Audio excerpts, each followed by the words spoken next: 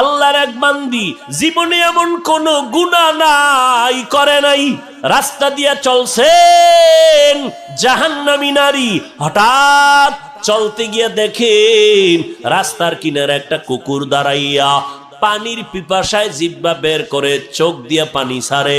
আল্লাহর বান্দি জাহান্নামী নারী, এত বড় গুনাহগার, কিন্তু কুকুরের দিকে তেইখা তার মনটা নরম হয়ে গেল। জাহান্নামী গুনাহগার বান্দি দৌড়াইয়া গেল, কুকুরটার একটু পানি পান করানো যায়নি। আল্লাহর বান্দি চলে গেল, চারপাশে ঘুরে একটা পানির কূপ পাইল, কিন্তু পানি অনেক নিচে, উঠাবে কি পাত্র নাই। ওই আল্লাহর বান্দির পায়ে ছিল চামড়ার মোজা, বান্দি চামড়ার মোজাটা খুললো, মোজা নিচে দিয়ে দেখে পানি এখনো নিচে ধরা যায় না। আল্লাহর বান্দির মাথায় ছিল একটা ওড়না। এলাকার মা বোনেরা আসেনি, এরে আম্মা জান, আপনারা নবীদের মা, আপনারা সাহাবায়ে কেরামের মা, আউলিয়ায়ে কেরামের মা, আপনারা আয়েশা রাদিয়াল্লাহু আনহার মতো নারী, খাদিজা রাদিয়াল্লাহু আনহার মতো নারী, ফাতেমা রাদিয়াল্লাহু আনহার মতো নারী। এরে আম্মা জান, আল্লাহর কাছে আপনাদের কত দাম।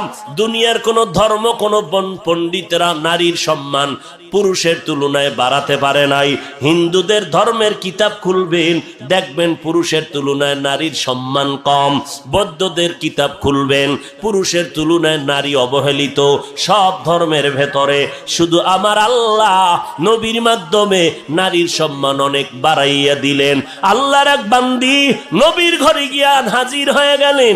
নবীর স্ত্রী আম্মা জান ডেকে বলেন, ওরে আম্মা, নবীর থেকে একটু জানাইয়া দেন, পুরুষেরা জুমার নামাজে যায় কত সওয়াব, পুরুষেরা ঈদের নামাজে যায় কত সওয়াব, পুরুষেরা জানাজায় যায় কত সওয়াব কামাই করে, আমরা নারীরা কি বঞ্চিত হয়ে গেলাম।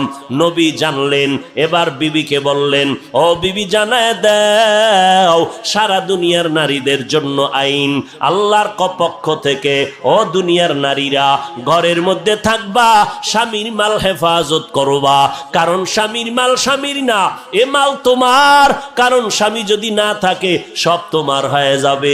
ও সন্তানেরা, মা বাবার সম্পদটারে চুরি করিয়া নষ্ট করিস না, কারণ বাবার সম্পদ তোমার, বাবায় কবরে নিয়ে যাবে না, খালি হাতে বাবায় চলে যাবে, বাড়ি গাড়ি সব তোমার থেকে যাবে। এই চিন্তা যদি মা করত, স্বামীর টাকা ডান বাম অপচয় নষ্ট করত না। সন্তানেরা যদি চিন্তা করত, বাবার কামাই সব আমার, বাবায় মরে গেলে সব আমার থাকবে, তাহলে কোন সন্তান মোবাইল কেনার জন্য পকেট থেকে টাকা চুরি করতো না।